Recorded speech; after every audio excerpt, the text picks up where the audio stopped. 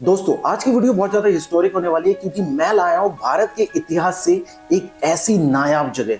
ये जगह बनी थी 30 मई 1887 में। जी हाँ, जब हमारे भारत में एनएसडी और एफटीआई जैसे इंस्टीट्यूट्स नहीं थे तो ये जगह बहुत ज्यादा पॉपुलर था और उस जमाने का दिग्गज थिएटर था जो आज भी कायम है। इस जगह को कहते हैं मेका ऑफ थिएटर। भारत के दिग्गज कलाकार और artist once in a life यहाँ पे जरूर परफॉर्म करते हैं। तो इसकी हिस्टोरिकल इंफॉर्मेशन देने वाला हूँ, वीडियो को अंत तक जरूर देखिएगा। मैं आपको इसके अंदर लेके चलूंगा और इस कॉम्प्लेक्स में एक बुक फेयर भी लगा हुआ था तो उसका भी टूर कराऊंगा और जानकारी दूंगा। तो करते हैं वीडियो की शुरुआत और जानते हैं इस हिस्टोरिक थिएटर को जिसको कहते हैं गेटी थिएटर्स शिमला।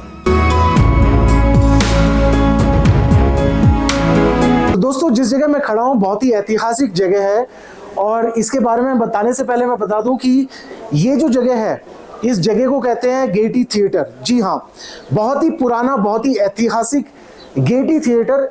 आपने जब भी शिमला के पोस्ट कार्ड देखे होंगे या शिमला के कुछ इमेजेस देखे होंगे तो उसमें जो है गेटी थिएटर का जो है इमेज आपने कभी ना कभी जरूर देखा होगा।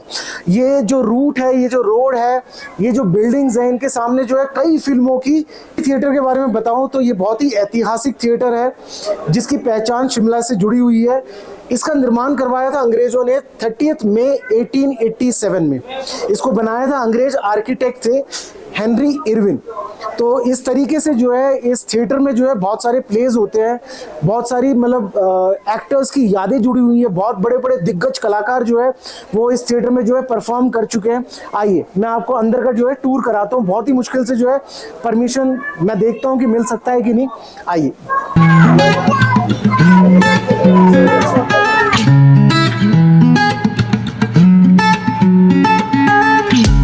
अगर आप सोलो या फैमिली के साथ आते हैं तो आई रिकमेंड आप गाइडेड टूर जरूर लें। गाइड के साथ आपको यहाँ की सारी इंफॉर्मेशन मिलती है, साथ ही में आपको पुराने फोटोग्राफ्स देखने को मिलते हैं और उस जमाने में जो प्लेज हुए थे उसकी भी फोटोग्राफ्स जो है इस कॉम्प्लेक्स में रखे गए हैं। मंडे होने की वजह से मेरे को गाइडेड टूर नहीं मिल पाया, बट मेरी बहुत ज्यादा रिक्वेस्ट करने के बाद यहाँ के इंचार्ज ने मेरे को मौका दिया ताकि मैं अंदर जाके इनसाइड टूर कर पाऊं। हालांकि Getty theatre all days open रहता है accept Monday from 10 o'clock to 5 o'clock। तो आइए मैं आपको गेटी थिएटर के अंदर दिखाता हूँ कि कैसे नजर आता है। मतलब बहुत ही मुश्किल से मुझे जो है एंट्रेंस मिल रहा है यहाँ पे और ये मोस्टली जो है जो ये थिएटर जो है बंद रहता है। ओनली जब शो होता है उसी समय जो है यहाँ पे एंट्रेंस मिलती है। आज कोई शो नहीं है, मैंने यहाँ पे रिक्वेस्ट किया तो उन्होंने मुझे जो है बहुत ही मतलब एक वैल्यूबल परमिशन दी है। हर किसी को मौका नहीं मिलता। आइए मैं आपको अंदर दिखाता हूँ कि गेटी थिएटर के अंदर कैसे नजर आता है।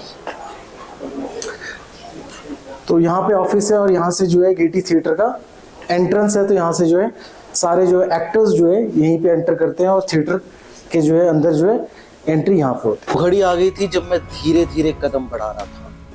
हर एक कदम मेरे को महसूस करा रही थी कि मैं उस स्टेज में जाने वाला हूँ जहाँ भारत के दिग्गज कलाकार वंस इन ए लाइफ एक बार जरूर परफॉर्म कर चुके हैं।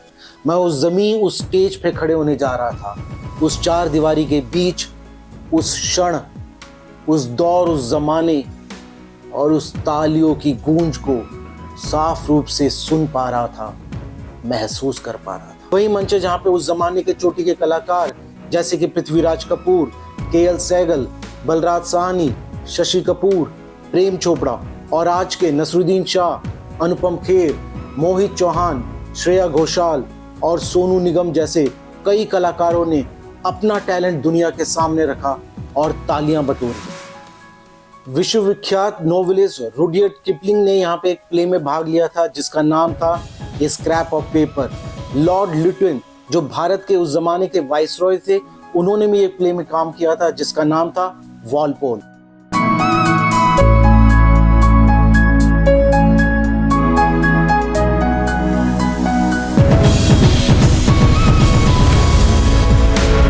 में 1887 में ओपन हुआ ये हिस्टोरिक थिएटर हमको न जाने किस दौर में ले जाती है, उस दौर की याद दिलाती है।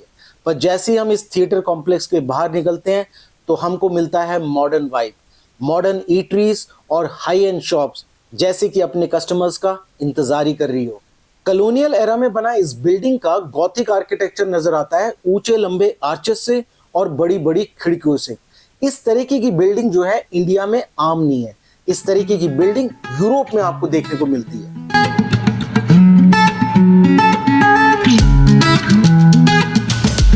आपको वीडियो और इसमें बताई हुई जानकारी पसंद आ रही है तो हमारे चैनल को सब्सक्राइब जरूर कर ले, साथ ही में लाइक, शेयर एंड कमेंट। इससे हमको मिलता है मोटिवेशन। हम चाहते हैं भारत के इतिहास को घर घर लेके जाए। अब आगे चलिए दोस्तों, अब मैं आपको इस हेरिटेज बिल्डिंग के अंदर ही बना हुआ एक ऐसा हॉल भी दिखाऊंगा जहां पे अमूमन बुक फेयर, आर्ट और कल्चरल एग्जीबिशंस लगते हैं। मुझे मौका मिला, मैं शिमला बुक फेयर में भाग ले पाया। एक ऐसा बुक फेयर जो बहुत ही ज्यादा यूनिक है।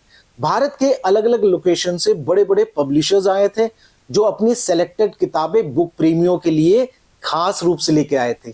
और इसके अंदर मुझे एक और मौका मिला एक बहुत बड़ी पब्लिशिंग कंपनी के ओनर से मिलने का, जिन्होंने बहुत अच्छी अच्छी रोचक बातें बताई किताबों की दुनिया से रिलेटेड। दोस्तों अभी मैं गेटी थिएटर के अंदर हूँ। आप पीछे देख सकते हैं, ये वही ऐतिहासिक गेटी थिएटर है जिसके अंदर मैं खड़ा हूँ यहाँ पे। और आप देख रहे हैं यहाँ पे अभी जो है एक बुक फेयर लगा हुआ है। तो कभी बुक फेयर लगता है, कभी आर्ट्स, कभी पेंटिंग, उन सब के जो एग्जीबिशंस यहाँ पे लगते हैं।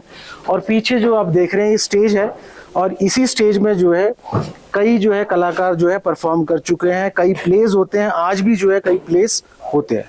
आइए मैं आपको जो है टूर कराता हूँ बुक फेयर का। तो यहाँ पे मैं कुछ किताबें देख रहा हूँ, कुछ चिल्ड्रंस रिलेटेड जो है बुक्स है यहाँ पे, कॉमिक्स जो है कुछ नजर आ रहे हैं यहाँ पे, कुछ नॉवेल्स हैं। अगर मैं इस तरफ चलता हूँ तो यहाँ पे बहुत सारी जो है हिस्ट्री से जुड़ी किताबें जो है मैं देख पा रहा हूँ जो यहाँ पे लगी हुई है। सुभाष चंद्र बोस, MK गांधी जो दिग्गज थे हमारे भारत के, इन सब के बारे में भी जो है किताबें आप यहाँ पे देख सकते हैं। तो अगर आप शिमला आते हैं तो गेटी थिएटर जरूर आइए, कुछ ना कुछ आपको जरूर मिल जाएगा यहाँ पे। हो सकता है कि आर्ट से जुड़ी जो है चीजें मिल जाए यहाँ पे, बुक्स। दोस्तों हमारे साथ जो है एक पब्लिकेशन से हमारे साथ एक सर है।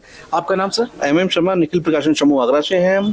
और इस समय गेटी थिएटर में ये 13 जून से 19 जून तक ये बुक फेयर चल रहा है।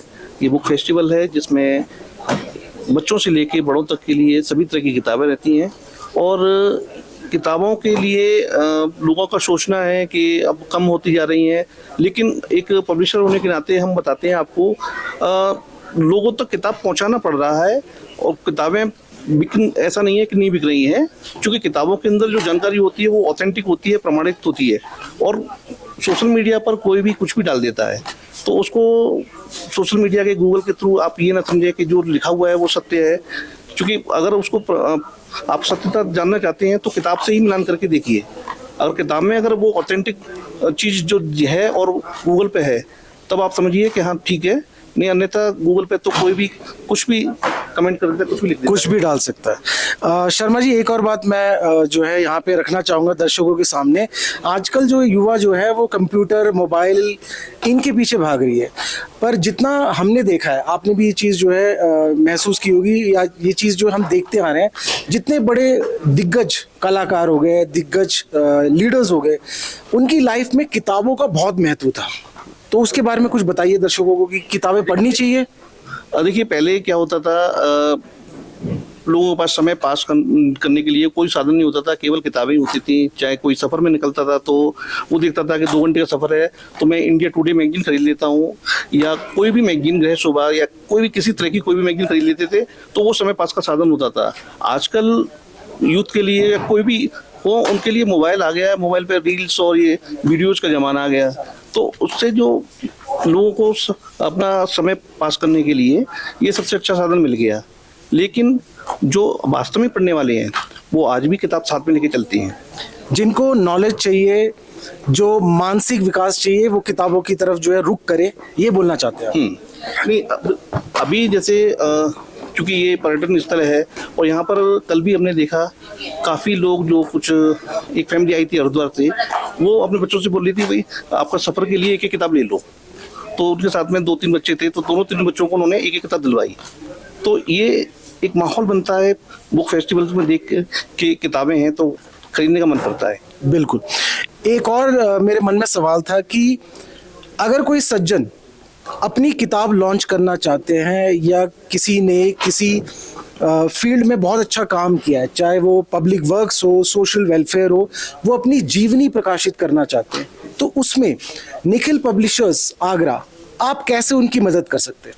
देखिए, सबसे बड़ी चीज़ होती है एक लिखना। ये कला जो है हर व्यक्ति के अंदर नहीं होती है। लिखने की कला जो है कुछ ही व्यक्तियों के अंदर होती है।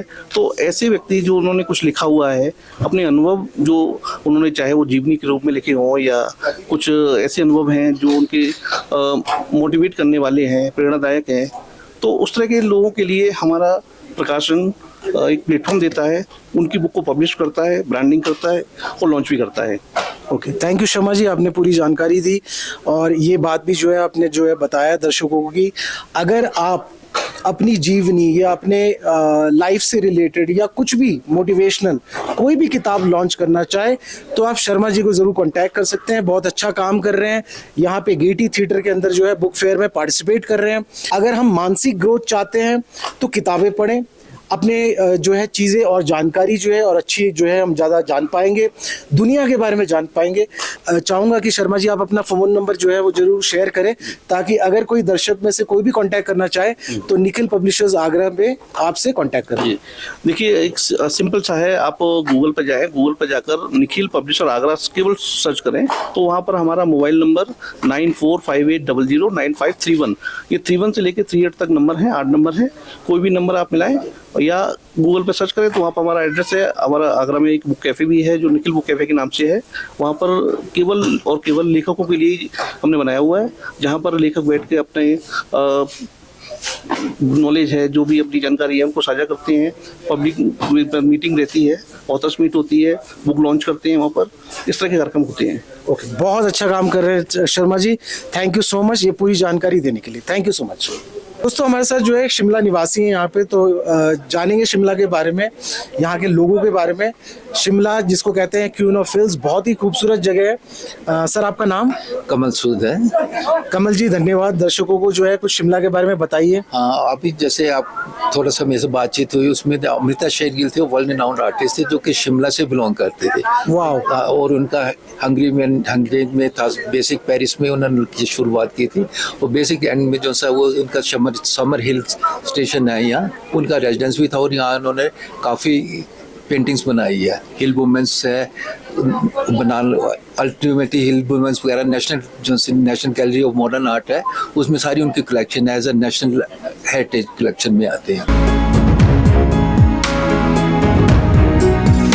तो ये है गेटी थिएटर का इतिहास, क्वीन ऑफ हिल्स, शिमला की जान, ऐतिहासिक गेटी थिएटर जो बहुत साल पहले बना और आज भी शिमला की जान बनी हुई है, शान बनी हुई है और शिमला के बीचों बीच मौजूद है। ऐसी इमारतें मिटती नहीं, यादें रह जाती है किस्से कहानियों में, परफॉर्मेंस में, तालियों की गूंज में। आज हम सिर्फ महसूस कर सकते हैं वो जमाना, वो दर्शक, वो कलाकार, वो लम्हे, क्या ही दौर रहा होगा।